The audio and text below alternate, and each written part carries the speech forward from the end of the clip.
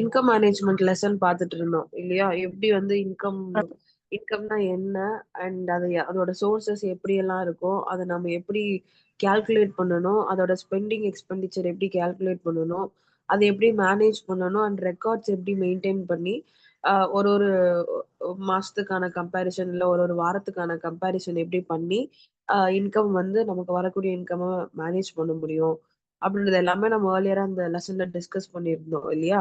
So அதோட கண்டினியூஷனா இன்னைக்கு வந்து உம் வரக்கூடிய இன்கம்மை எப்படி நம்ம மல்டிப்ளை பண்ணலாம், எப்படி அதை டெவலப் பண்ணலாம், இன்கம்மே நம்ம வந்து எப்படி ஆட் பண்ண முடியும் அப்படிங்கிறத வந்து அடுத்தடுத்து பார்ப்போம்.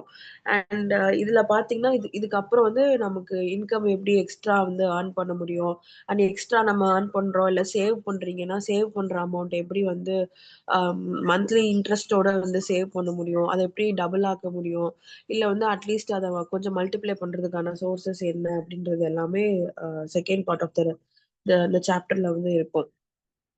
ஸோ இதுல பாத்தீங்கன்னா நமக்கு வந்து வேஸ் ஆஃப் சப்ளிமெண்டிங் இன்கம் அப்படின்னு சொல்லி இதான் நமக்கு நெக்ஸ்ட் டாபிக்ல வரும்.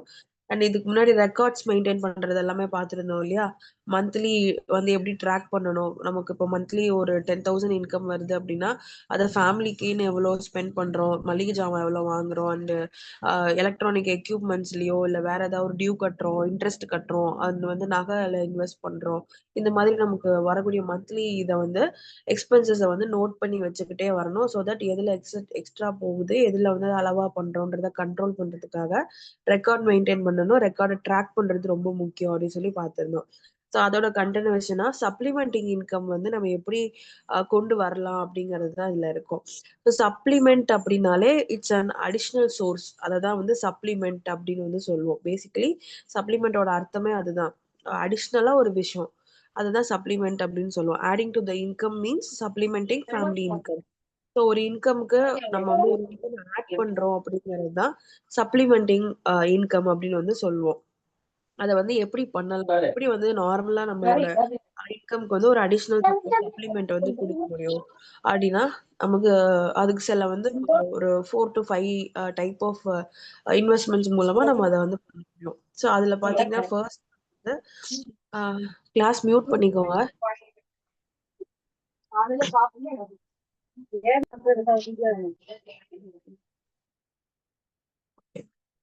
ஸோ அதில் பார்த்தீங்கன்னா நமக்கு ஃபர்ஸ்ட் ஸ்டெப் வந்து adopt any income generating activity. So first thing வந்து நமக்கு இன்கம் வரக்கூடிய விஷயத்த ஏதாவது ஒரு அடிஷ்னல் விஷயத்த வந்து நம்ம ஜென்ரேட் பண்ணிக்கணும் நமக்கு.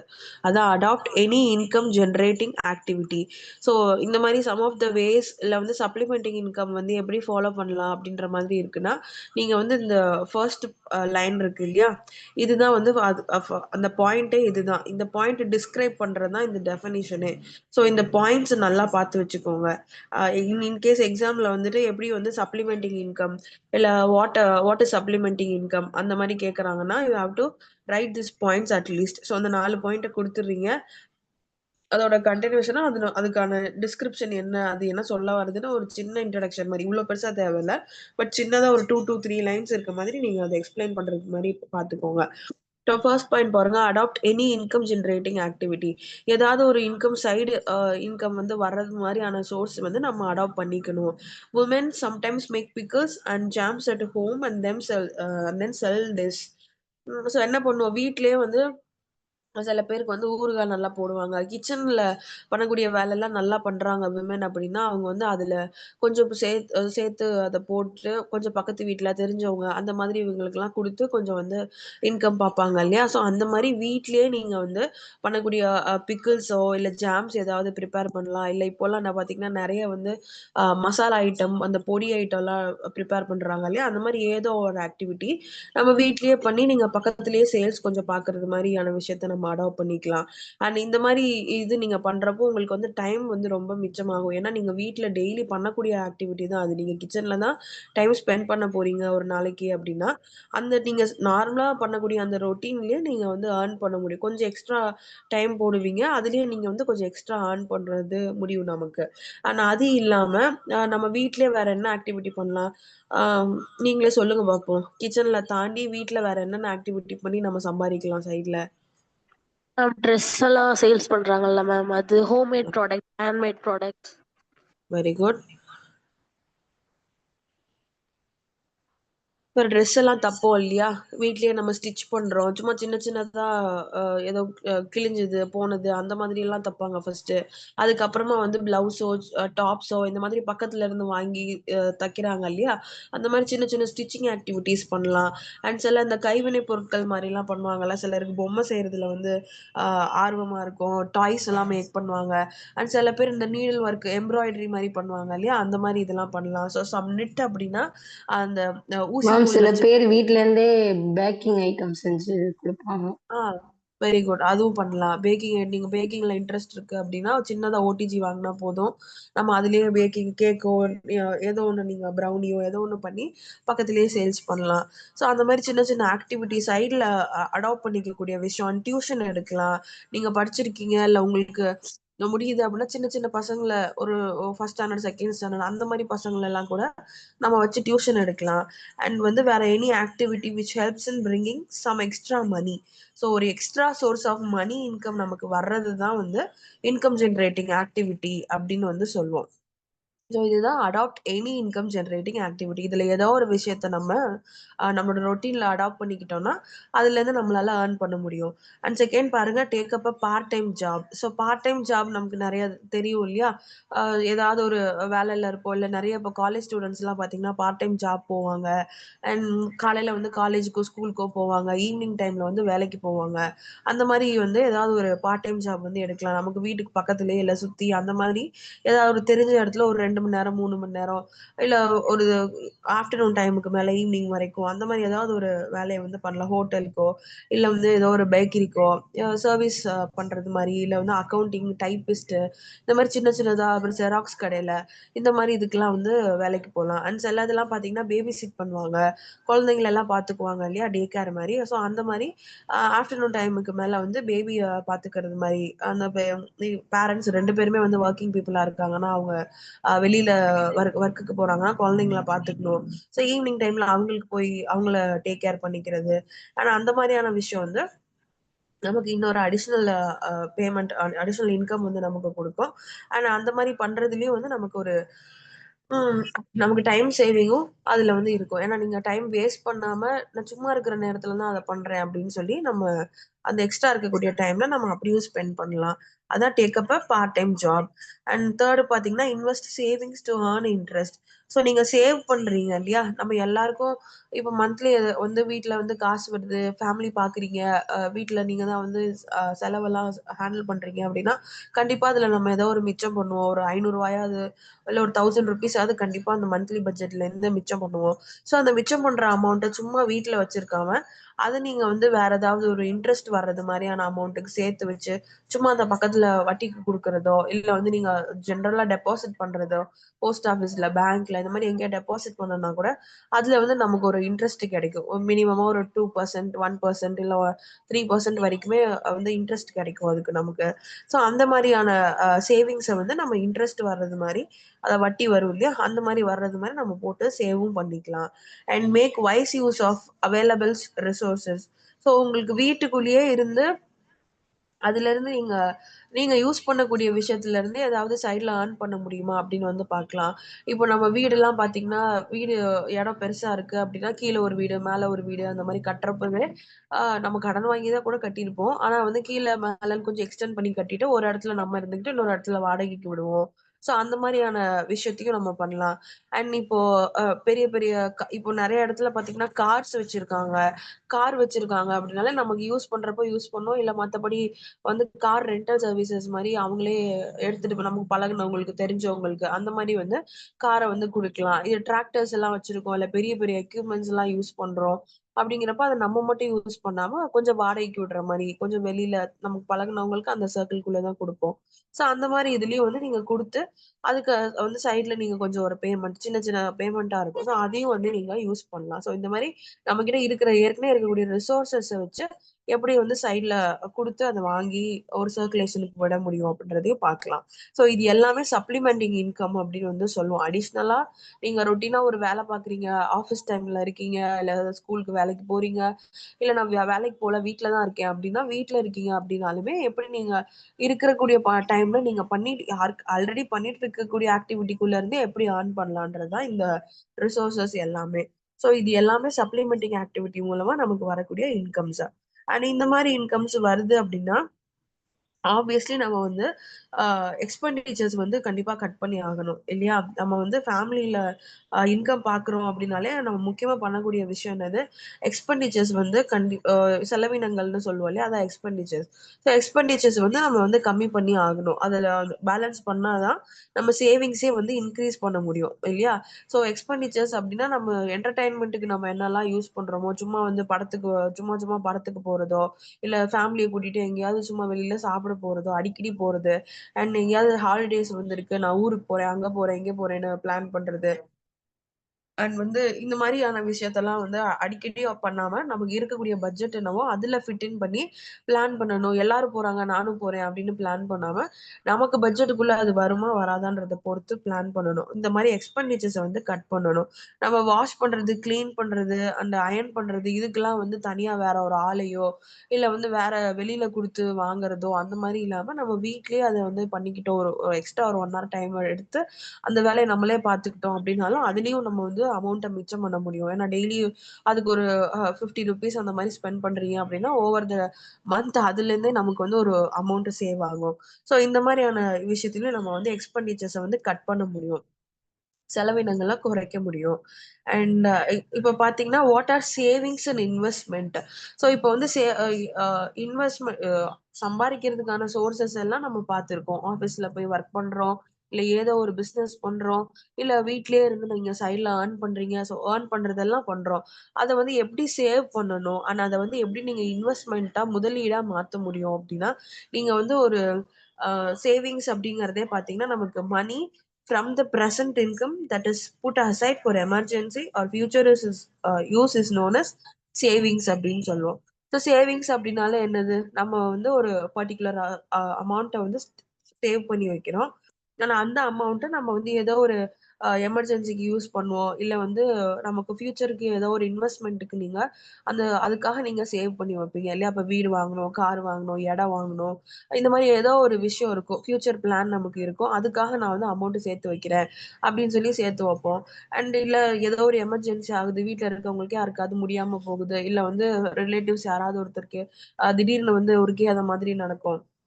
யாராவது ஒருத்தர் தவறுவாங்க. அந்த மாரி இதுக்கெல்லாம் நம்ம வந்து ஸ்பெண்ட் பண்ற மாரி இருக்கும் அமௌண்ட். ஸோ இந்த மாதிரியான பேலன்ஸ் எல்லாம் நமக்கு திடீர் செலவுகள். அதுக்காகவும் நம்ம வந்து அமௌண்ட்ட சேவ் பண்ணி வைக்கணும் அப்படிங்கிறது எசென்ஷியல். ஸோ பேசிக்கலி சேவிங்ஸ் நாம எதுக்கு பண்ணுவோம்? That is put aside for emergency or future use. So திடீர்னு ஒரு அவசரம் அப்படின்னா அதுக்கு ஸ்பெண்ட் பண்ணணும். ஆர் ஃபியூச்சர் யூஸ் நம்ம ஏதாவது ஒரு பிளான் பண்றோம். ஃபியூச்சர்ல நம்ம எதுக்காவது இன்வெஸ்ட் பண்ணணும் அப்படின்னா அதுக்கு நம்ம வந்து பிளான் பண்ணி சேவ் பண்ணி வைக்கணும். அண்ட் இப்படி சேவ் பண்ணக்கூடிய இன்கம் வந்து நம்ம எப்படி ஆஹ் எதுக்காக சேவ் பண்ணணும்? What are the need for saving அப்படின்னா எதுக்கெல்லாம் நம்ம வந்து சேவ் பண்ணுவோம்? இப்ப நீங்க அமௌண்ட் சேவ் பண்ணணும்னு நினைப்பீங்க. மாசம் இவ்வளவு சேவ் பண்ணணும்ப்பா அப்படின்ட்டு. எதுக்கெல்லாம் சேவ் பண்ணணும்னு நினைப்பீங்க? ஜென்ரலா சொல்லுங்க பாப்போம்.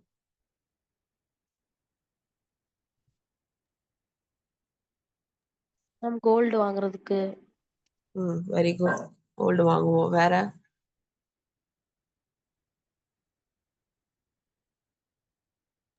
வீட்ல ஏதாச்சும் ஹோம் அப்ளையன்சஸ் வாங்குறதுக்கு. சில ம் பேர் வீடு கட்டுறதுக்காண்டி காசு சேவ் பண்ணுவாங்க மேம். ம் ம் ம் வெரி குட். ஸோ இந்த மாதிரி சோர்சஸ்லாம் நம்ம சேவ் பண்ணுவோம் இல்லையா? நம்ம வீடு வாங்கணும், இல்ல கோல்ட்ல இன்வெஸ்ட் பண்ணுவோம், இல்ல ஏதோ ஒரு வீட்டுக்கான பொருட்கள் வாங்கணும், வாஷிங் மிஷின் வாங்கணும், ஃப்ரிட்ஜ் வாங்கணும். இந்த மாதிரி ஏதாவது ஒரு இன்வெஸ்ட்மெண்ட் இருக்கும். கார் வாங்கணும், இடம் வாங்கணும். இப்படி ஏதோ ஒரு கமிட்மெண்ட் நம்ம யோசிச்சு நம்மளோட ஃபேமிலி இம்ப்ரூவ்மெண்ட்டுக்காக, அதோட வெல்ஃபேருக்காக நம்ம வந்து ஜென்ரலா ஒரு விஷயத்த யோசிப்போம். அதுக்காக நம்ம வந்து சேவ் பண்ணணும் அப்படின்னு நினைப்போம். ஏன்னா நம்ம கார் வாங்கணும், இது பண்ணணும் அப்படின்னா நமக்கு இப்போ இப்போ நான் நினைக்கிறேன் நாளைக்கு போயிட்டு நான் ஃபுல் அமௌண்ட் ஒரு 10 லட்சத்துக்கு கொடுத்து கார் வாங்குறேன், இல்ல ஒரு 10 லட்சத்தை கொடுத்து ஒரு இடம் வாங்குறேன் அப்படின்னா அது இம்பாசிபிள் இல்லையா? ஸோ அதுக்கு நம்ம அமௌண்ட் சேவ் பண்ணி வைக்கிறது எசென்சியல். ஸோ ஃபர்ஸ்ட் ரீசன் நம்ம என்ன சொல்லலாம்? For secure future. நமக்கு ஒரு நல்ல ஃபியூச்சர் வேணும் அப்படிங்கிறதுக்காகவே நம்ம வந்து சேவ் பண்ணுவோம். நீங்க எங்க வேலைக்கு போறீங்க, நீங்க பிசினஸ் பண்றீங்க அப்படின்னா நம்மளோட பிசினஸ் பண்றது it's a different term.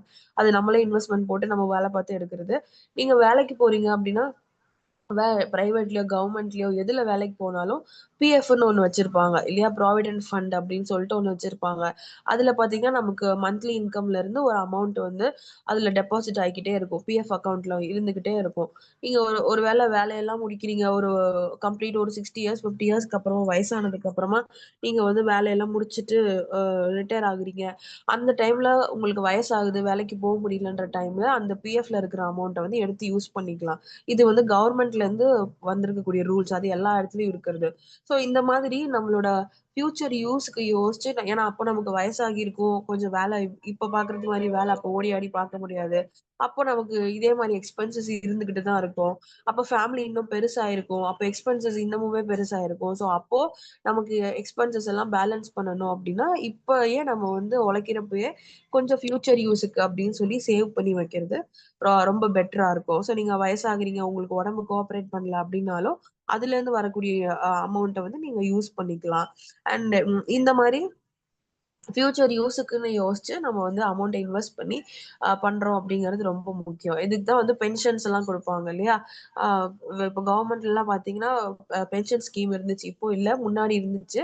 And அப்போலாம் பார்த்தீங்கன்னா, ஆகுறாங்க அப்படின்னா, ரிட்டயர் ஆனதுக்கு அப்புறமா பென்ஷன் வரும் அவங்களுக்கு. அவங்க சாகுறது வரைக்குமே அவங்களுக்கு வந்து ஒரு மந்த்லி ஒரு ஒரு பர்ட்டிகுலர் அமௌண்ட் வந்து பென்ஷனா வந்துகிட்டே இருக்கும். அதுவரைக்கும் அவங்க வந்து அந்த அமௌண்ட்ட யூஸ் பண்ணிக்கலாம். ஸோ அந்த மாரி நம்மளோட ஆஃப்டர் கேர்க்கு அப்புறமாவும் நம்மளோட எக்ஸ்பென்சஸ் எப்படி மீட் பண்ணணுங்கிறதுக்கு வி ஹேவ் டு பிளான். இன்னைக்கு, இப்ப அப்படின்னு மட்டும் யோசிக்காம, கொஞ்சம் ஃபியூச்சருக்கு அப்படின்னு சேர்த்து வைக்கிறது புத்திசாலித்தனமா இருக்கும்.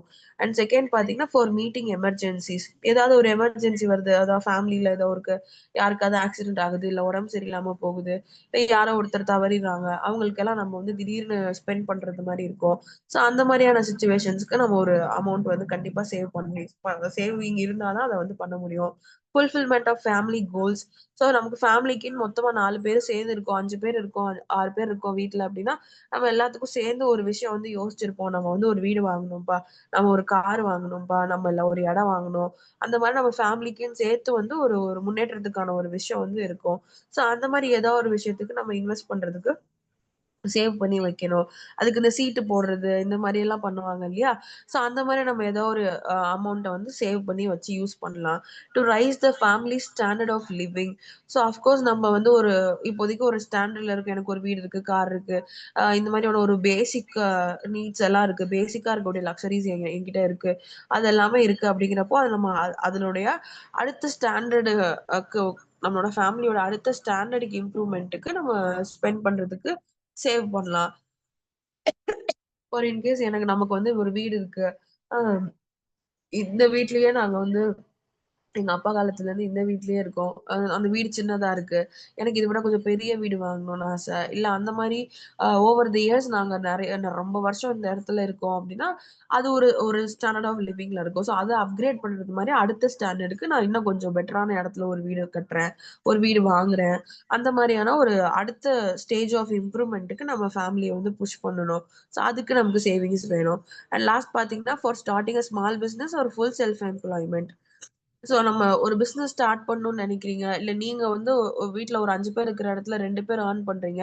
மத்த 3 பேர் வீட்ல இருக்காங்க அப்டின்னா, அவங்களுக்கு ஏதோ ஒரு பிசினஸ் வச்சு குடுத்தா, அவங்க பார்த்துட்டு இருப்பாங்க. நாள பின்ன நமக்கு வேலை இல்லனாலும், அந்த பிசினஸ வந்து நம்ம சைட்ல பார்த்துக்கலாம். அதுலருந்து இன்கம் வரும் அப்டின்றது மாரி, சின்ன சின்னதா ஏதோ ஒரு ஸ்மால் பிசினஸஸ் ஏதாவது ஒண்ணு பண்ணலாம். நமக்கு நாமே ஒரு சின்ன சின்னதா வேலை குடுத்து அமௌண்ட்ஸ வந்து நம்ம ஸ்பெண்ட் பண்ணிக்க முடியும். ஸோ இந்த மாதிரியான டிஃபரெண்ட் பர்ப்பஸஸ்க்கு வி நீட் மனி. அதுக்கு நம்ம அமௌண்ட் சேவ் பண்ணணும் அப்படிங்கிறது ரொம்ப முக்கியம் இல்லையா? ஸோ இப்போ what are all the need for saving? இல்லன்னா give some needs for saving money அந்த மாரி கேட்கறாங்க அப்படின்னா, இந்த இந்த பாயிண்ட்ஸ் மட்டும் குடுத்தீங்கனாலே போதும். இந்த பிளாக் பிளாக் லெட்டர்ஸ்ல இருக்கு இல்லையா? ஸோ இந்த மாரி for secure future, for meeting emergencies, fulfilment of family goals இந்த பாயிண்ட்ஸ் மட்டும் குடுத்தீங்கனாலே போதும். அடுத்து பாருங்க கைட்லைனஸ் ஃபார் சேவிங். ஸோ சேவிங்ன்னு சொல்லி இவ்ளோ சேவ் பண்றதுக்கான தேவையெல்லாம் இருக்கு.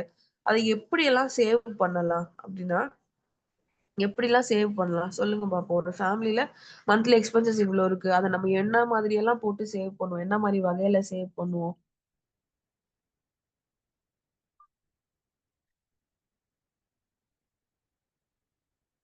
சேவிங் பிளான்ஸ் என்னலாம் இருக்கு? போஸ்ட் ஆஃபீஸ்ல இது ம். கல்யாணத்துக்கு முன்னாடி சேவ் பண்றதுக்கு ஒரு ஸ்கீம் இருக்கு. பேங்க்ல அந்த மாதிரி இன்சூரன்ஸ் எடுக்கிறது அந்த மாதிரி சேவ் பண்ணலாம் மேம். ம். வேற?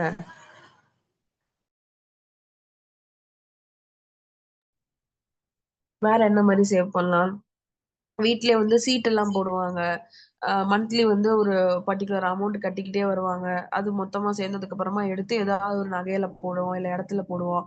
ஏதோ ஒரு இன்வெஸ்ட்மென்ட்க்கு அத யூஸ் பண்ணுவோம். இந்த மாரி சின்ன சின்னதா நமக்கே சேவிங் பிளான்ஸ் இதெல்லாம் பண்ணலாம் அப்படிங்கிற ஒரு சின்ன அவேர்னஸ் இருக்கு இல்லையா? ஸோ அந்த மாரி நமக்கு வரக்கூடிய வரக்கூடிய இன்கம்ம எப்படி நாம பிரிச்சு அதுல சேவ் பண்ணோம்னா, நமக்கு பேசிக்கா மந்த்லி ரெக்வயர்மெண்ட்ஸ் நமக்கு ஒண்ணு இருக்கும். மந்த்லி வந்து இவ்ளோ அமௌண்ட் இருந்தா தான் என் குடும்பத்த இன்னைக்கு ஓட்ட முடியும் அப்படின்னா, அந்த அமௌண்ட்ட தாண்டி தான் நம்ம வந்து எப்பவுமே ஏர்ன் பண்ணணும். இல்ல நான் நான் வந்து ஒரு 20,000 மந்த்லி ஏர்ன் பண்றேன் அப்படின்னா, 20,000க்குள்ள தான் என் ஃபேமிலி பட்ஜெட் இருக்கணும். 25,000க்கு என் பட்ஜெட் இருந்துச்சு அப்படின்னா, அந்த ரூ. 5,000 ஒவ்வொரு மாசமும் மைனஸ் ஆகிக்கிட்டே இருக்கும். அதுக்கு கடன் வாங்குறது, இதுலருந்து அதுல போறது, அதுலருந்து இதுல போறதுன்னு பெரிய சிக்கல் ஆகும். சோ நம்ம இன்கம் என்னவோ அதுக்குள்ள பிளான் பண்ணணும். இல்ல எனக்கு அதுக்குள்ள பிளான் பண்ண முடியல. எனக்கு அத விட எக்ஸஸா தான் வருது எக்ஸ்பென்சஸ் அப்படின்னா, நீங்க வந்து இன்கம் சோர்ஸ புஷ் பண்ணணும். இன்னும் இன்கம்ம வந்து டபுள் ஆக்குறதுக்கோ, இல்ல அத மல்டிப்ளை பண்றதுக்கு என்ன பண்ணணுமோ, அத புஷ் பண்ணணும். சோ இப்படி 2யுமே சைமல்டேனியஸா பார்த்துட்டு வர்றது பார்த்துக்கலாம். நாளைக்கு பார்த்துக்கலாம் அப்படிங்கிறது இல்லாம அந்த ரெகுலரா அந்த பிளானிங் வந்து இருந்துகிட்டே இருந்தா தான் 2மே பேலன்ஸ் பண்ணிக்க நம்மளால முடியும். நமக்கு பெரிய அமௌண்ட்ல வந்து சேவிங்ஸ் வேணும் அப்டின்னா, இப்ப எனக்கு ஒரு 10,00,000 வேணும், இல்ல ஒரு 5,00,000 வேணும் அப்டின்னா, நம்ம அத என்ன பண்ணுவோம்?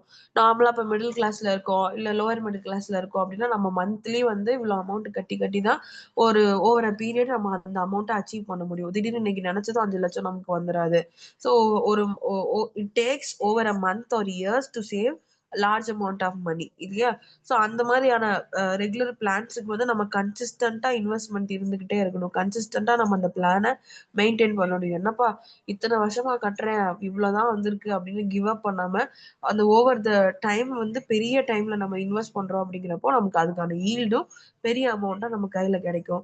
அண்ட் நம்ம எதுக்காக சேவ் பண்றோம் அப்படிங்கிறது வந்து ரொம்ப முக்கியம். நான் சும்மா வந்து காசு எனக்கும் வருது, நானும் சேவ் பண்றேன் அப்படிங்கிறது இல்லாம, என்ன பர்ப்பஸ்க்காக நீங்க சேவ் பண்றீங்க? What is your purpose? What is your family goal? நீங்க யாருக்காக சேவ் பண்றீங்க? எதுக்காக சேவ் பண்றீங்க? அந்த சேவ் பண்ற அமௌண்ட்ட என்ன இதுல போட போறீங்க? நகையில போடுறீங்களா? இடத்துல போடுறீங்களா? ஏதோ ஒரு பொருள்ல போடுறீங்களா? அப்படிங்கிறத வந்து you have to aware of that. சும்மா நான் சேவ் பண்றேன், எனக்கு காசு வந்துருச்சு, இத வாங்குவோமா? அத வாங்குவோமா? அப்படின்னு இல்லாம, நீங்க முன்னாடியே பிளான் பண்ணிக்கணும். இன்னைக்கு வந்து தங்கம் குறைஞ்சிருக்கு. தங்க ரேட் கம்மியா இருக்கு அப்படின்னா, அதுக்குள்ள நம்ம வாங்க முடியுமா? தங்கத்த வாங்கி வச்சுக்க முடியுமா? அப்படிங்கிறது மாரி பிளான் பண்ணணும். நம்ம வீட்டுக்கு இப்போ இடம் இல்ல, இடம் வாங்கணும். வீடு இல்ல, வீடு வாங்கணும் அப்படின்னா, அத நீங்க லாங் டெர்ம் கோலா எடுத்து ஓவர் த இயர்ஸ், மந்த்ஸ் நம்ம சேவ் பண்ணி அமௌண்ட்ட வந்து இது பண்ணணும். ஸோ இந்த மாரி சேவிங்க்கான பிளான், இதுக்கான தேவை இதுதான் அப்படிங்கிற தெளிவு நமக்கு இருந்துச்சுன்னா தான் சேவிங்ல நமக்கு இன்ட்ரெஸ்ட்டும் வரும். அத நம்ம கிவ் அப் பண்ணாம கன்சிஸ்டன்ட்டா அத மந்த்லி ஆ ஓவர் இயர்ஸ் வந்து நம்ம அத பண்ணிக்கிட்டே இருப்போம் அப்படின்னு. ஸோ இப்படி நம்ம சேவ் பண்ற அமௌண்ட்ட எப்படிலாம் இன்வெஸ்ட் பண்ணலாம்? அது எப்படி வந்து இன்வெஸ்ட் பண்ணி நம்மளால அத மல்டிப்ளை பண்ண முடியும்? அத எப்படி நம்ம குரோத் பண்ணலாம் அப்படின்னா, நம்ம இப்ப நீங்க வந்து உண்டியல்லாம் வச்சிருக்கீங்க வீட்ல. அப்படின்னா நீங்க உண்டியல்ல வச்சிருப்பீங்க. மாசம் மாசம் எனக்கு காசு வருது. நான் அதுல மிச்சம் பண்றேன். உண்டியல்ல போட்டு வைக்கிறேன் அப்படின்னு, இல்ல டப்பால போட்டு வைக்கிறேன். அப்படி எதுலயாவது நீங்க போட்டு வைக்கிறீங்க அப்படின்னா, அது எத்தன வருஷம் ஆனாலும் நீங்க இப்ப ஒரு 10,000 சேர்த்து வச்சிருக்கீங்க அப்படின்னா, அது எத்தன வருஷம் ஆனாலும் அதே ரூ. 10,000 தான் இருக்கும். ஸோ அந்த ரூ. 10,000 நீங்க எதுல இன்வெஸ்ட் பண்றீங்களோ, அதுல வந்து உங்களுக்கு மந்த்லி மினிமமா ஏதோ ஒரு 1% 1.5% உங்களுக்கு இன்கிரீஸ் ஆகிட்டே இருந்தா கூட, ஒரு வருஷத்துல அதுல வந்து ஒரு பாதி அமௌண்ட் நீங்க அச்சீவ் பண்ணியிருப்பீங்க. 10,000 பிளஸ் ஒரு 5,000 அந்த மாரி ஒரு எக்ஸஸ் ஆஃப் இன்கம் வந்து நமக்கு கிடைச்சிருந்திருக்கும். ஸோ இந்த மாரி நம்மளோட சேவ் பண்ணக்கூடிய அமௌண்ட்ட எதுல இன்வெஸ்ட் பண்றோம்? அத எப்படி இன்வெஸ்ட் பண்ணி பார்க்குறோன்றது நமக்கு ரொம்ப முக்கியமான விஷயம். ஸோ அப்படி பார்த்தோம் அப்படின்னா, நம்மளோட சேவிங்ஸ வந்துட்டு வீட்லயே வச்சிருக்கோம் அப்படின்னா, இட் டசன்ட் க்ரோ. அது வந்து நல்ல வளர்ச்சியே குடுக்காது நமக்கு. And there is a chance of it getting stolen. அது நம்மகிட்ட வீட்ல வச்சிருக்கோம் அப்படின்னா, ஸ்டோலனா திருடு போடுறது. ஸோ அந்த மாரி திருடு போறதுக்கான சான்சஸும் இருக்கும். There is a temptation to use the same to fulfill some present desire. So வீட்லயே இப்போ காசு வச்சிருக்கோம், ஒரு 10,000 இருக்குப்பா, நான் வந்து பீரோலயே வச்சிருக்கேன் அப்படின்னு சொன்னோம்னா, 10,000 இருந்துகிட்டே இருக்கு அப்படின்னா நமக்கே என்ன தோணும்?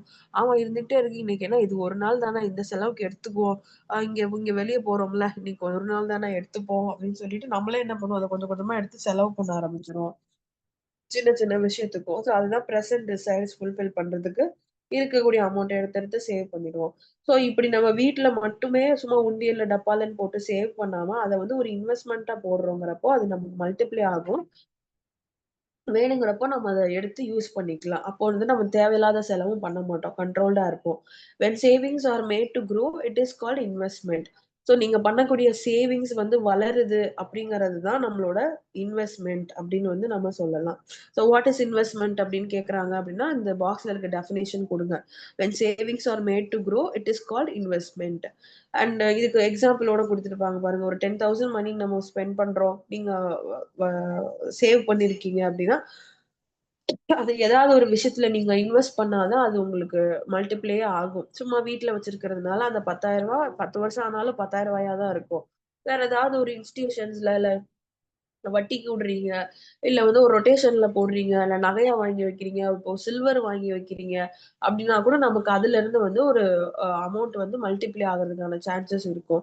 ஸோ இப்படிதான் அமௌண்ட்ட வந்து நம்ம இன்வெஸ்ட்மென்ட் பர்ப்பஸ்க்கு அப்படின்னு சொல்லி பிரிச்சே யூஸ் பண்ணணும்.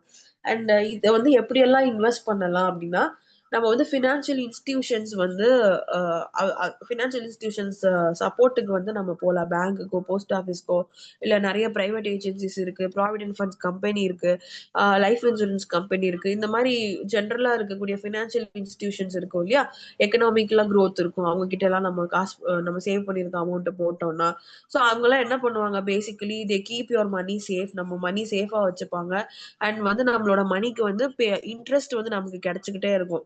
Over the months, over the years வந்துட்டு மினிமமா ஒரு 1.5, 3%, 5% வரைக்குமே இன்ட்ரெஸ்ட் வந்து நமக்கு கிடைச்சுக்கிட்டே இருக்கும். அண்ட் அது தேவைப்படுறப்போ நம்ம அத வித்ட்ரா பண்ணிக்கலாம். அண்ட் நமக்கு வந்து லோன்ஸ் இருக்கு. நீங்க வந்து இவ்ளோ அமௌண்ட் சேவ் பண்ணிக்கிட்டே வரீங்க அப்படின்னாலும், கம்பெனியே வந்து உங்களுக்கு லோனும் ஆஃபர் பண்ணும். ஸோ அப்படி லோன் அப்படி குடுக்குறாங்கன்னா, நீங்க வரக்கூடிய லோன் அமௌண்ட்ட வச்சு ஏதாவது ஒரு பொருள் வாங்கலாம், நகை வாங்கலாம், இடம் வாங்கலாம். ஏதோ ஒரு இன்வெஸ்ட்மென்ட்க்கு போட்டுட்டு சைட் பை சைடா நீங்க அந்த லோனையும் கட்டிக்கிட்டே வரலாம். அந்த மாரியான விஷயத்துக்கு நம்ம இன்வெஸ்ட்மென்ட்ட பத்தி யோசிக்கணும் அப்படிங்கிறப்போ, நமக்கு வந்து இன்கம் வந்து மல்டிப்ளை ஆறதுக்கான சான்சஸ் இருக்கும். ஸோ அந்த மாரி எதுலலாம் வந்து இன்வெஸ்ட் பண்ணலாம் அப்படின்னா, ஃபர்ஸ்ட் நம்ம பேங்க்ல இன்வெஸ்ட் பண்ணலாம். அப்புறம் போஸ்ட் ஆஃபீஸ்ல இன்வெஸ்ட் பண்ணலாம். பேங்க்ல, போஸ்ட் ஆஃபீஸ்லலாம் வந்துட்டு நமக்கு சேவிங் ஃபிக்ஸட் டெபாசிட் சேவிங் அமௌண்ட்டே வந்து நமக்கு நெறைய நெறைய டைப் ஆஃப் அக்கவுண்ட்ஸ் இருக்கு. அதுல நெறைய டைப்ஸும் இருக்கு. இவ்ளோ இன்ட்ரெஸ்ட்ல வரும், அவ்ளோ இன்ட்ரெஸ்ட்ல வரும், மினிமம் இவ்ளோ அமௌண்ட் அந்த மாதிரி எல்லாம் இருக்கு. ஸோ அது நமக்கு என்ன சூட் ஆகுமோ, அதுக்கேத்த மாரி ஸ்கீம் வந்து நம்ம எடுத்துக்கலாம். ப்ராவிடென்ட் ஃபண்ட் வந்து ஸ்டோர் பண்ணலாம். பிஎஃப்ன்னு சொல்லுவோம் இல்லையா? வேலை பார்க்குற இடத்துல காசெல்லாம் வரும். அதுலேருந்து நம்ம வந்து அமௌண்ட்ட சேவ் பண்ணி வைக்கலாம். அது ஃபியூச்சர் யூஸ்க்கு நமக்கு யூஸ் ஆகும். பிளஸ் அது வந்து கொஞ்சம் இன்ட்ரெஸ்ட்டோடயும் சேர்த்து வரும். இப்போ மாசம் மாசம் ரூ. 2,000 பிஎஃப்ல வந்து விழுகுது அப்டின்னா, அது வந்து உங்களுக்கு ஒரு ஒரு மாசமும் 1.53% அந்த மாரி ஒரு அடிஷனல் வட்டியோட சேர்ந்துக்கிட்டே வரும். நீங்க ஒரு 10 வருஷம் கழிச்சு வேலைய விடுறீங்க, வேலைய மாறுறீங்க அப்டிங்கிறப்போ, அப்ப இருக்கக்கூடிய அந்த அமௌண்ட்ட நீங்க எடுத்து யூஸ் பண்ணிக்கலாம். வித் 1.5% ஓட. அண்ட் லைஃப் இன்சூரன்ஸ் கம்பெனி நமக்கு நெறைய லைஃப் இன்சூரன்ஸ் வந்து போட்டுக்குவோம் இல்லையா? நமக்கே நம்ம பேர்ல போட்டுப்போம். இல்ல அம்மா, அப்பா அவங்க பேர்ல போட்டிருப்பாங்க. வயசானவங்க இருக்காங்கன்னா, அவங்க பேர்ல போட்டிருப்பாங்க. ஸோ அந்த மாரி லைஃப் இன்சூரன்ஸ் கம்பெனிஸ் மூலமா நம்ம ஏதாவது ஒரு இன்சூர் பண்ணியிருக்கோம் அப்டின்னா, அது ஏதாவது ஒரு எமர்ஜென்சிக்கு நமக்கு தேவை அப்டின்னா, அங்கேருந்து நம்ம அமௌண்ட் எடுத்து யார்கிட்டயும் கடன் வாங்க தேவையில்ல. அந்த இன்சூரன்ஸ் கம்பெனில இருந்தே நமக்கு அமௌண்ட் வந்து கிளைம் பண்ணிக்கலாம். ஸோ அது அமௌண்ட் எடுத்து எனி எமர்ஜென்சினா நம்ம அத யூஸ் பண்ணிக்கலாம். யூனிட் ட்ரஸ்ட் ஆஃப் இந்தியா நெறைய வந்து ட்ரஸ்ட் ஆஃபீசஸ்லாம் இருக்கு இந்தியா இந்தியா லெவல்ல. அண்ட் அந்த மாரி சென்ட்ரல் கவர்ன்மெண்ட் ஸ்கீம்ஸ் வந்து அதுக்கு கீழ நெறைய வரும். ஸோ அந்த மாரி ஸ்கீம்ஸ்லயும் நம்ம வந்து இன்வெஸ்ட் பண்ணி சேவ் பண்ணிக்கலாம். அண்ட் ஸ்டாக் எக்ஸ்சேஞ்ச் இன்னைக்கு ஸ்டாக் மார்க்கெட்லாம் நெறைய வந்து ரேஞ்ச்ல இருக்கும். நகையில போடுவாங்க. பொருள் ஏதோ ஒரு பொருள்ல போடுவாங்க. காஸ்மெட்டிக் ஏஜென்சிஸ் இந்த மாரி நெறைய டைப் ஆஃப் கம்பெனிஸ்ல வந்து நம்ம அமௌண்ட்ட வந்து போடலாம். அது ஸ்டாக் எக்ஸ்சேஞ்ச்ல வந்து நமக்கு ஒரு டாலர்ல இன்வெஸ்ட் பண்ணலாம். அண்ட் வெளிநாட்டு கரன்சில அதிகமா வந்து இன்வெஸ்ட் பண்ணலாம். ஏன்னா வெளிநாட்டு கரன்சி இந்தியன் மணியோட பார்க்குறப்போ டபுள் தி வேல்யூல இருக்கும் இல்லையா? ஸோ அதுல முடிஞ்ச அளவுக்கு வந்து இன்வெஸ்ட் பண்ணலாம். அதுக்கு நமக்கு பேசிக்கா ஸ்டாக் எக்ஸ்சேஞ்ச் பத்தின தெளிவு இருக்கணும். அந்த தெளிவு இருக்கணும். அத பத்தின அவேர்னஸ் இருந்தா தான் தெளிவா போட முடியும். இல்லைன்னா தப்பு தப்பா போட்டு மாட்டிக்கணும். பிரைவேட் கம்பெனிஸ்க்கு வந்து இன்சூரன்ஸ் இருக்கும். பிரைவேட் லோன் கம்பெனிஸ் எல்லாம் இருக்கும். அவங்கலாம் வந்து லோன் ஆஃபர் பண்ணுவாங்க. சேவிங் ஸ்கீம்ஸ் ஆஃபர் பண்ணுவாங்க. அவங்க கிட்டயும் நம்ம வந்து இன்வெஸ்ட்மெண்ட் வந்து மல்டிப்ளை பண்ணிக்க முடியும். And property R jewellery property வாங்குறோம், இல்ல ஏதோ ஒரு ஜுவல்ல இன்வெஸ்ட் பண்றோம்னா அதுவுமே நமக்கு வந்து காமனா இன்வெஸ்ட்மெண்ட் வந்து அதிகமா வரக்கூடிய விஷயம். ஸோ இந்த மாதிரி நீங்க சேவ் பண்ணக்கூடிய அமௌண்ட்டை சும்மா வீட்ல வச்சிருக்காம மந்த்லி நீங்க அதை போட்டு ஒரு ரொட்டேஷன்ல காசு எடுக்க முடியும். யாருக்கோ வட்டிக்கு கொடுத்து காசு வாங்குங்கன்றது இல்லாம ஏதோ ஒரு இன்ஸ்டிடியூஷன்ஸ், ஏதோ ஒரு ஃபினான்ஷியல் ஸ்டாண்டர்ட் இருக்கிற ஒரு பேக்ரவுண்ட் இருக்கக்கூடிய இடத்துல நீங்க அந்த அமௌண்ட்டை போட்டு அதை மல்டிப்ளை பண்ணி எடுக்க முடியும்.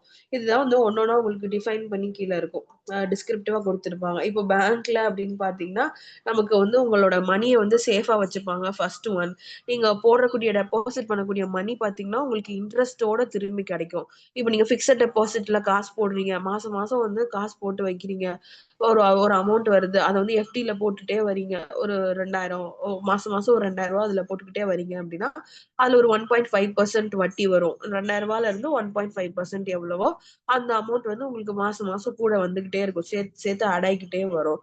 ஸோ உங்களுக்கு அப்படி மொத்தமா உங்களுக்கு எப்போ அந்த அமௌண்ட் தேவைப்படுதோ, ஒரு எமர்ஜென்சி ஏதோ ஒரு வேலைக்கு வேணும், இல்ல ஏதோ ஒரு இன்வெஸ்ட்மெண்ட்டுக்கு இடம் வாங்க போறேன், நகை வாங்க போறேன்னு அதுல இருந்து நீங்க அமௌண்ட் எடுத்து யூஸ் பண்ணிக்கலாம். அந்த அமௌண்ட்டை நீங்க எப்ப வேணாலும் வித்ட்ரா பண்ணிக்கலாம் பேங்க்ல பொறுத்த வரைக்கும்.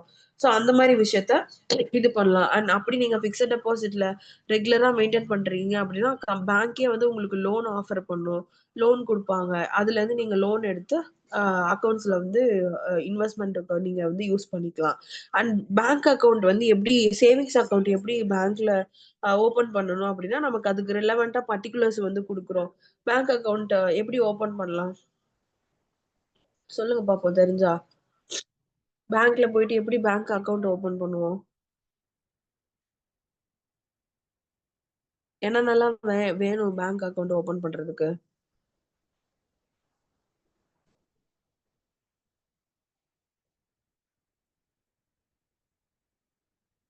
பேங்க் அக்கவுண்ட் ஓபன் பண்றதுக்கு என்னென்னலாம் வேணும்? நமக்கு போட்டோகிராஃப்ஸ் வேணும், நம்மளோட ஆதார் கார்டு வேணும், ஓட்டர் ஐடிஸ் அதெல்லாம் கேட்பாங்க, அது வேணும், பேன் கார்டு வேணும். இதெல்லாம் வச்சிருந்தோம்னா நம்ம வந்து பேங்க்ல வந்து அக்கௌண்ட் ஓபன் பண்ணிக்கலாம். நம்ம பேர்ல அக்கௌண்ட் இருக்கும்.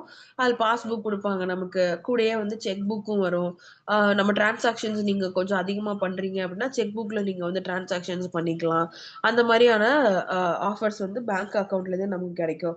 ஸோ இந்த மாதிரி பர்டிகுலர்ஸ் என்னென்ன கேட்குறாங்களோ அதை வந்து நீங்க கொடுத்து போட்டோகிராஃப்ஸ் கேட்பாங்க, இன்னும் வந்து உங்களோட சைன் கேட்பாங்க, உங்க ஃபோன் நம்பர் கேட்பாங்க, உங்களோட ஆதார் கார்டோ இல்ல வந்து உங்களோட கைரேகை இதெல்லாம் வந்து எடுப்பாங்க. அதான் ஸ்பெசிமென் அப்படின்னு வந்து சொல்லுவோம். நம்மளுடைய கை நகங்கள், சாரி, கைரேகை, சிக்னேச்சர்ஸ் இதெல்லாம் எடுப்பாங்க இல்லையா? ஸோ அந்த இதெல்லாமே ஸ்பெசிமென்ஸ் அப்படின்னு சொல்லுவோம். ஸோ அது எல்லாமே எடுத்து வச்சுப்பாங்க. அதை வச்சுட்டு நமக்கு வந்து ஒரு பேங்க் அக்கவுண்ட், பேங்க்ல வந்து நம்ம பேர்ல ஒரு அக்கவுண்ட் ஓபன் பண்ணிருப்பாங்க. அதுக்கு நமக்கு பாஸ்புக் கொடுப்பாங்க. டிரான்சாக்ஷன்ஸ் நமக்கு இருக்கு வந்து வித்ட்ராஸ்ல வந்து நம்ம அதிகமா யூஸ் பண்ணிட்டு இருக்கோம் அப்படின்னா செக் புக் கொடுப்பாங்க. ஸோ செக் லீஃப் பண்ணி வந்து நீங்க ஃபில் பண்ணி கொடுத்தீங்கன்னா அது நீங்க யார்கிட்ட கொடுத்தாலும் அவங்க போயிட்டு வந்து அதை வித்ட்ரா பண்ணிக்க முடியும் அமௌண்ட் உங்க அக்கவுண்ட்ல இருந்து. அண்ட் இந்த மாதிரி விஷயம் வந்து நம்ம பேங்க்ல இருந்து ஈஸியா அக்சஸ் பண்ணிக்கக்கூடிய விஷயம். அண்ட் இப்படி நீங்க ஓபன் பண்ற அக்கௌண்ட்டுக்கு நீங்க வந்து நாமினியை வந்து ஆட் பண்ணிக்கலாம். ஏன்னா நீங்க இப்போ என் பேர்ல நான் இன்னைக்கு பேங்க் அக்கௌண்ட் ஓபன் பண்றேன், நாளைக்கு எனக்கே ஏதாவது ஒண்ணு ஆகுது அப்படின்னா என்னோட ஃபேமிலி மெம்பர் யாராவது ஒருத்தர் பேரை வந்து நான் ஆட் பண்ணிருப்பேன், நாமினியா வந்து நான் கொடுத்திருப்பேன். இப்போ நான் வரல, எனக்கு ஏதாவது ஆயிடுச்சு அப்படின்னா என் அக்கௌண்ட்ல இருக்கிற அமௌண்ட் இல்ல என்னோட டிரான்சாக்ஷன்ஸ் எல்லாம் இவங்க பார்ப்பாங்க, இவங்க கிட்ட கொடுத்துருங்க அப்படின்னு சொல்லி நான் வந்து ஓபன் பண்றப்பவே நாமினியை மென்ஷன் பண்ணி கொடுத்துறது. அதான் nominee is a person who would get the saved money in case the account holder dies. So account holder, நான் அக்கௌண்ட் வச்சிருக்கேன், நான் வந்து நாளைக்கு எனக்கு ஏதாவது ஆயிடுச்சு அப்படின்னா நான் என்னோட நாமினியா வந்து அப்பாவையோ ஹஸ்பண்டையோ அம்மாவையோ யாராவது ஒருத்தரை கொடுத்துருக்கேன் அப்படின்னா அவங்க கிட்ட இருந்து அவங்களுக்கு வந்து அந்த அமௌண்ட் வந்து போகும். ஸோ அதுதான் நாமினி அப்படின்னு வந்து சொல்லுவோம். எல்லா பேங்க் அக்கௌண்ட்ஸுக்குமே வந்து ஒரு நாமினி கேட்பாங்க. நாமினிக்கு வந்து நம்ம பேர் வந்து கொடுக்கலாம். அண்ட் பேங்க் அக்கௌண்ட் நீங்க ஓபன் பண்றதுமே நீங்க இண்டிவிஜுவல் அக்கௌண்ட்ஸும் ஓபன் பண்ணிக்கலாம், ஜாயிண்ட் அக்கௌண்ட்ஸும் ஓபன் பண்ணிக்கலாம். நீங்க உங்க பேர்ல, என் பேர்ல மட்டும் நான் இன்னைக்கு அக்கௌண்ட் ஓபன் பண்ண முடியும், இல்ல என் ஃபேமிலியில இருக்க இன்னொருத்தரையும் சேர்த்துக்கிறேன் நான் அப்படின்னா, இப்ப என் பேர்ல என் கூட பிறந்தவங்க யாராவது ஒருத்தர், எங்க அண்ணனோ இல்ல வந்து என் ஃப்ரெண்டோ அந்த மாதிரி யாராவது ஒருத்தர் கூட சேர்ந்து ஜாயிண்ட் அக்கௌண்ட் ஓபன் பண்ணிக்க முடியும். அந்த அக்கௌண்ட்ல நம்ம 2 பேருமே வந்து டிரான்சாக்ஷன்ஸ் பண்ணிக்க முடியும். அமௌண்ட் எப்படி உள்ள போடுறப்ப பிசினஸ்லாம் பண்றாங்க அப்படின்னா ஜாயிண்ட் அக்கௌண்ட்டை வந்து ஓபன் பண்ணியிருப்பாங்க. அதுல வந்து 2 ஆர் மோர் பர்சன்ஸ் வந்து அதுல இருப்பாங்க. ஸோ தட் எல்லாருமே அந்த ஈக்குவல் பார்ட்னர்ஸ் இருக்காங்கன்னா, அவங்க எல்லாருமே அந்த அக்கௌண்ட்டை வந்து அக்சஸ் பண்ணிக்கலாம். ஸோ தட் ஒருத்தர் பேர்ல மட்டும் ஓபன் பண்ணிட்டு நாளைக்கு பிசினஸ்ல பிரிக்கிறது, அமௌண்ட் பிரச்சனை அந்த மாதிரி எல்லாம் வராம இருக்கிறதுக்காக எல்லாருக்குமே ஈக்குவல் ரைட்ஸ் ஓட அந்த பேங்க் அக்கௌண்ட் வந்து அக்சஸ் பண்ணிக்க முடியும். ஸோ இந்த மாதிரி ஜாயிண்ட் அக்கௌண்ட்டும் யூஸ் பண்ணிக்கலாம். சேவிங்ஸ் அக்கௌண்ட்டும் நம்ம தனியா ஓபன் பண்ணி பேங்க் அக்கௌண்ட்ல நம்மளால அமௌண்ட் வந்து சேவ் பண்ண முடியும். ஆனா அதே மாதிரி தான் போஸ்ட் ஆஃபீஸ்லயும். ஸோ போஸ்ட் ஆஃபீஸ்லயும் பாத்தீங்கன்னா நமக்கு வந்து ஈஸியா அக்சஸ் பண்றது மாதிரி இப்போ எல்லா ஏரியாவுக்கும் ஒரு ஒரு தாலுகாக்கும் ஒரு ஒரு போஸ்ட் ஆஃபீஸ் இருக்கும். நம்ம இருக்கக்கூடிய ஏரியாலே நமக்கு பக்கத்துல வந்து ஏதோ ஒரு போஸ்ட் ஆஃபீஸ் நமக்கு இருக்கும். ஸோ அந்த போஸ்ட் ஆஃபீஸ்ல நீங்க வந்து ஆர்டி கூட கட்டிட்டே வரலாம். மாசம் மாசம் அமௌண்ட் கட்டுவோம் இல்லையா? சோ அந்த மாதிரி ஒரு அக்கவுண்ட் ஓபன் பண்ணி சின்ன சின்னதா அமௌண்ட் வந்து கட்டலாம். ரூ. 20 இருந்து கூட நீங்க வந்து போஸ்ட் ஆபீஸ்ல அமௌண்ட் சேவ் பண்ண முடியும். எவ்வளவு வேணாலும் கட்டலாம். மினிமமா ரூ. 20 இருந்து மேக்ஸிமம் நீங்க எவ்வளவு அமௌண்ட் வேணாலும் அதுல வந்து சேவ் பண்ணிக்க முடியும். அதுக்காக நீங்க வந்து டாக்ஸ் கட்டணும். இல்ல வந்து அதுல இருந்து இன்ட்ரெஸ்ட் வந்து ஸ்கீம்ஸ்ல இருந்து எடுத்துக்குவாங்க. அப்படிங்கறதெல்லாம் இல்ல அதுல. சோ அதுக்காக நம்ம வந்து இப்போ நீங்க ஒரு ரூ. 20 ரூ. 30 கட்டிக்கிட்டே வரீங்க. இந்த அமௌண்ட் நீங்க வந்து வித்ட்ரா பண்றீங்க. ஒரு 10 மாசம் கழிச்சு நீங்க அந்த அமௌண்ட் எடுக்குறீங்க. அப்படிங்கிறப்போ நீங்க அமௌண்ட் எடுக்கிறதுக்கு நீங்க யாருக்கும் வட்டி கட்ட தேவையில்ல. நான் இவ்வளவு நாள் காசு சேர்த்து வச்சிருந்தேனே, என் கம்பெனிக்கு வட்டி குடு, இல்ல என் கம்பெனிக்கு ஃபீஸ் குடுன்னு சொல்லி கேட்கவே முடியாது. அந்த ரூல்ஸே கிடையாது. சோ அந்த மாதிரி சேவ் பண்ற அமௌண்ட்ட அதுக்கான இன்ட்ரெஸ்ட்டோடயே நம்மளால வந்து எடுத்துக்க முடியும். அவங்களுக்கு இன்ட்ரெஸ்ட்டோ, அவங்களுக்கு பெனால்ட்டியோ இல்ல அவங்க வச்சிருந்ததுக்கான வட்டியோ நம்ம குடுக்கணுங்கிற அவசியம் கிடையாது. அண்ட் வந்து you can also get rebate in income tax by investing in many of its schemes. So நெறைய வந்து ஸ்கீம்ஸ் இருக்கு. போஸ்ட் ஆஃபீஸ்ல பார்த்தீங்கன்னா, நெறைய ஸ்கீம்ஸ் வச்சிருப்பாங்க. பெண் குழந்தைங்களுக்குன்னு தனியா ஸ்கீம்ஸ் வச்சிருக்காங்க. நகை சேர்க்கறதுக்கு, கல்யாணத்துக்குன்னு தனியா ஸ்கீம்ஸ் வச்சிருக்காங்க. அண்ட் வயசானவங்களுக்கு தனியா ஸ்கீம்ஸ் வச்சிருக்காங்க. ப்ராப்பர்ட்டி ஸ்கீம்ஸ் வச்சிருக்காங்க. இந்த மாதிரி நம்ம நம்ம யூஸ் பண்ணக்கூடிய நம்ம பிளான் பண்ணுவோம் இல்லையா? மந்த்லி காசு வருது. இத வந்து இதுக்கெல்லாம் ஸ்பெண்ட் பண்ணணும் அப்படின்னு அது எல்லாத்துக்கும் ஸ்கீம்ஸ் இருக்கு போஸ்ட் ஆஃபீஸ்ல. அதுல வந்து நீங்க உங்க பேர்லயோ, இல்ல உங்க அப்பா பேர்ல, உங்க அம்மா பேர்ல, ஹஸ்பண்ட் பேர்ல, ஒய்ஃப் பேர்ல, யார் பேர்ல வேணாலும் நம்ம அக்கவுண்ட் ஓபன் பண்ணி அவங்களுக்காகவும் நம்மளால அமௌண்ட்ட வந்து சேவ் பண்ண முடியும். ஸோ போஸ்ட் ஆஃபீஸ்ல தேர் ஆர் மல்டிபிள் ஸ்கீம்ஸ். அது பாத்தீங்கன்னா நம்ம நார்மலா நம்ம வீட்ல பிளான் பண்ணக்கூடிய நம்மளோட ரொட்டீன்ல இருந்து நம்ம எடுத்துக்கக்கூடிய விஷயங்கள் அந்த மாதிரியான ஆப்ஷன்ஸுக்கே வந்து ஸ்கீம்ஸ் இருக்கு. ஸோ அதை நம்ம யூஸ் பண்ணி அதுக்காக வந்து அமௌண்ட் வந்து சேவ் பண்ணலாம். அதுவுமே உங்களுக்கு வந்து மினிமம் ஒரு இன்ட்ரெஸ்டோட தான் வரும். ஏதோ ஒரு 0.5% அட்லீஸ்ட் ஒரு 1% அந்த மாதிரியாவது வந்து உங்களுக்கு சேவ் பண்ணக்கூடிய அமௌண்ட்ல இருந்து கிடைக்கும். ஸோ இந்த மாதிரி போஸ்ட் ஆஃபீஸையும் யூஸ் பண்ணிட்டு நீங்க வந்து இன்வெஸ்ட்மெண்ட் வந்து மல்டிப்ளை பண்ணிக்க முடியும். அண்ட் ப்ராவிடென்ட் ஃபண்ட் நம்ம பிஎஃப்னு சொல்லுவோம் இல்லையா? பிஎஃப் அப்படின்னா நமக்கு ப்ராவிடென்ட் ஃபண்ட் அதான் அதோட அர்த்தம். ஸோ ப்ராவிடென்ட் ஃபண்ட் அப்படிங்கிறது நம்மளோட சர்வீஸ் ரிட்டையர்மெண்ட்டுக்கு அப்புறமா நம்ம அமௌண்ட் எப்படி ஸ்பெண்ட் பண்ணுவோம். நமக்கு இப்ப மாசம் மாசம் காசு வருது. இப்போ வருமானம் வருது, அதனால நம்ம வந்து செலவு பண்றோம். இதே வேலையை விட்டு போறீங்க இல்ல நாங்க ரிட்டையர் ஆகுறீங்கன்னா அதுக்கப்புறமா நீங்க வருமானத்துக்கு என்ன பண்ணுவீங்க? ஸோ அப்போ இந்த பிஎஃப் அமௌண்ட் வந்து நமக்கு ஹெல்ப்ஃபுல்லா இருக்கும். இப்போ பிஎஃப் பாத்தீங்கன்னா மந்த்லி இப்போ 20,000 சம்பளம் எடுக்கிறீங்கன்னா ஒரு ஒரு கம்பெனிக்கு ஒரு ஒரு ஸ்கீம்ஸ் இருக்கும். ஸோ அதுல இருந்து உங்களுக்கு பிஎஃப் அமௌண்ட் வந்து இவ்வளோ அப்படின்னு சொல்லி எடுத்து வச்சுப்பாங்க. அதுல வந்து பிஎஃப் அக்கவுண்ட்ல உங்களுக்கு விழுந்துகிட்டே வரும் ஒரு ஒரு வருஷமா. இப்போ ஒரு 10 வருஷம் இப்போ வந்து இது வந்து எல்லா பிரைவேட் ஏஜென்சிஸ்லயுமே இருக்கு. நீங்க பிரைவேட் செக்டார் எங்க வேலைக்கு போறீங்கனாலுமே இது இருக்கு. கவர்மெண்ட் செக்டார்ஸ்ல மேண்டேட்டரியா இருக்கு. சோ இந்த நீங்க இப்படி மாதிரி பிஎஃப் வந்து உங்களுக்கு சேர்ந்துகிட்டே வரும். சேர்ந்துட்டே வரப்போ நீங்க ஒரு 10 வருஷம், 15 வருஷம் அந்த இன்ஸ்டிடியூஷன்ஸ்ல வேலை பார்க்குறீங்க. பிரைவேட் செக்டார்ஸ்ல இருக்கீங்கன்னா, அதுக்கப்புறமா நீங்க ரிலீவ் ஆகுறப்போ பிஎஃப் அமௌண்ட்ன்னு சொல்லிட்டு உங்களுக்கு ஒரு அமௌண்ட் கிடைக்கும். ஏன்னா நீங்க வேலைய விட்டு நிக்கிறீங்க. திடீர்னு உங்களுக்கு ஏதாவது செலவு இருக்கும். அத பேலன்ஸ் பண்ணணும் அப்படிங்கிறதுக்காக கூட நீங்க அந்த பிஎஃப் அமௌண்ட்ட வந்து எடுத்து யூஸ் பண்ணிக்கலாம். ஸோ இந்த மாதிரி லேட்டர் பர்ப்பஸ்க்கு, ஃபியூச்சர் யூசேஜஸ்க்கு நம்ம இந்த பிஎஃப் வந்து மணி அக்குமுலேட் பண்ணி நம்ம வந்து யூஸ் பண்ணிக்க முடியும். கவர்மெண்ட்ல இதுக்கு நெறைய ஸ்கீம்ஸ் இருக்கு.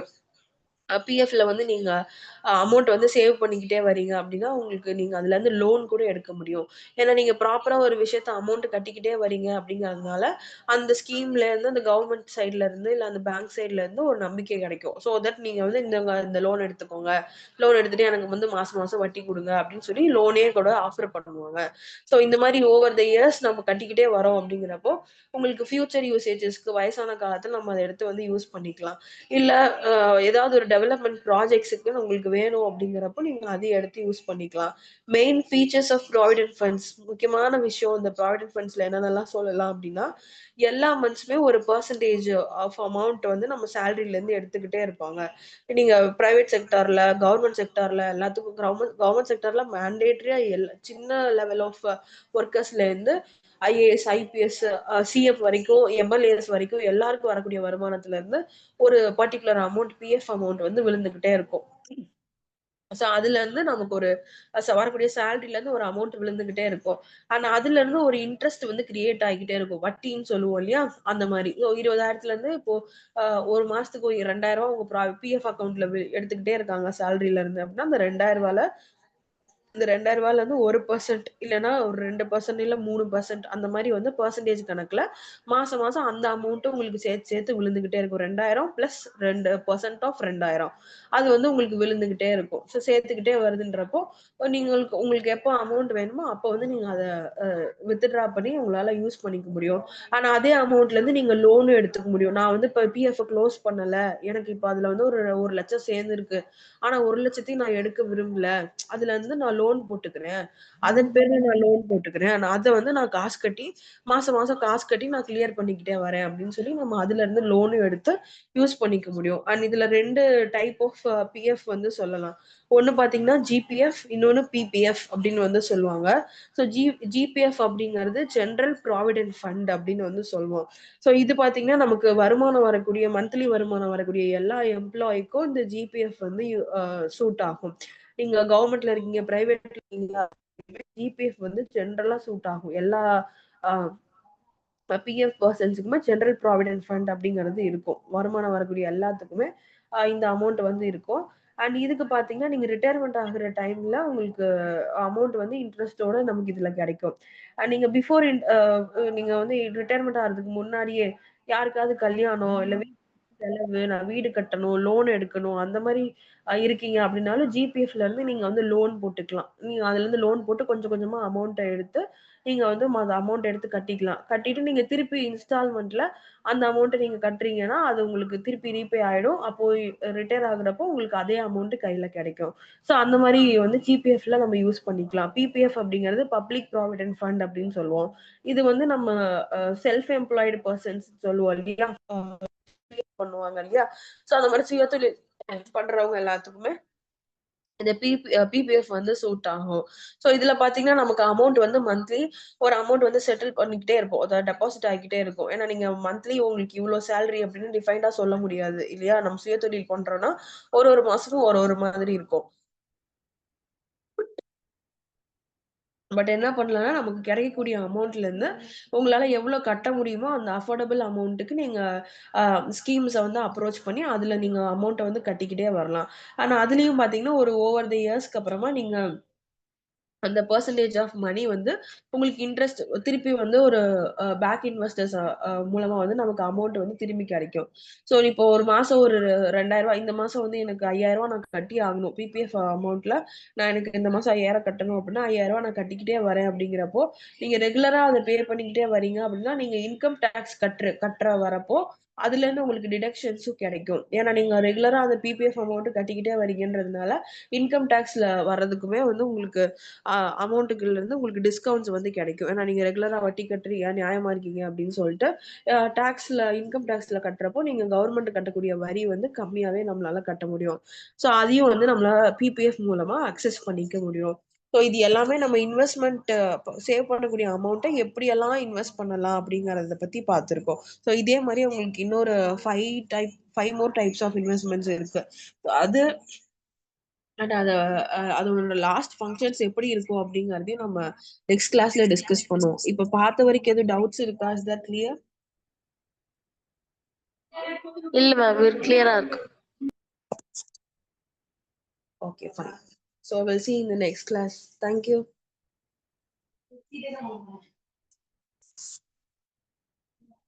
Thank you ma'am.